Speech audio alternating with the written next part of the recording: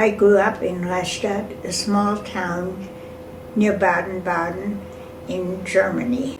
We were a very close family. My parents had a good marriage, and we were treated very well. I'm trying to think, we were 5 sisters, who was who and who did what. My oldest sister, I know that she was born cross-eyed, and she had to have surgery for that, which was successful. And she was a very good student. So the teachers always expected me to be as smart as she was, and I wasn't. When we did the dishes, we were always singing.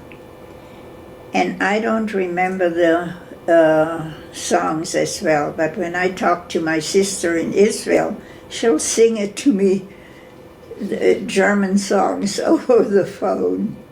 Grandmother and my great aunt, they all lived on the 2nd floor, and we would go up there and just spend the evening.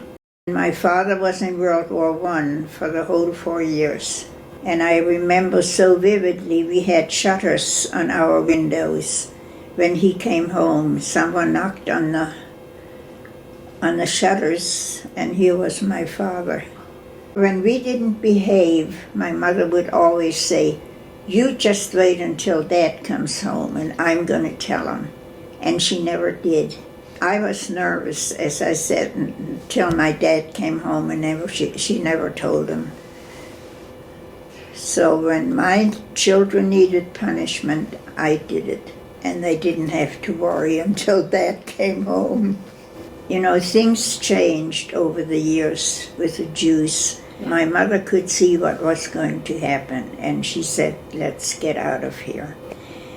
And she told her brother, my uncle, "Get out." And he said, "Oh, in a couple of years it'll be over, we have enough money, we'll be okay." And of course they all perished. But not everybody was bad in Germany, because my father learned how to repair shoes from one of his customers.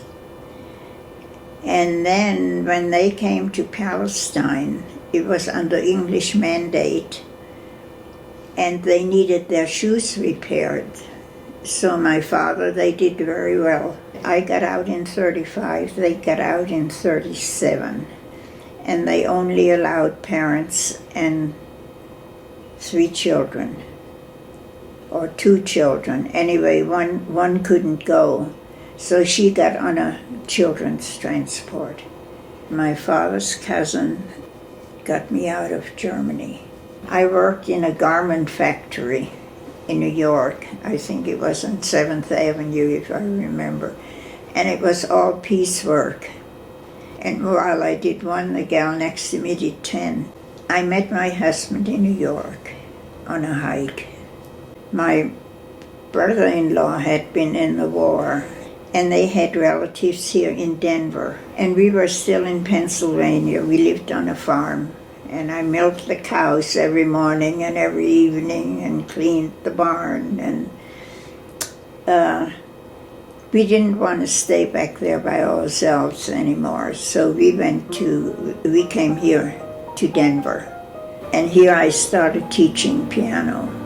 And within 2 years, I had a waiting list. And the mother of one of my students said, "Why don't you go to opportunity school and learn how to make pottery?" So that's what I did. And then they had openings at the Potter's Guild at that time. You can't get in today, they have a waiting list. And I started making pots. And here they are.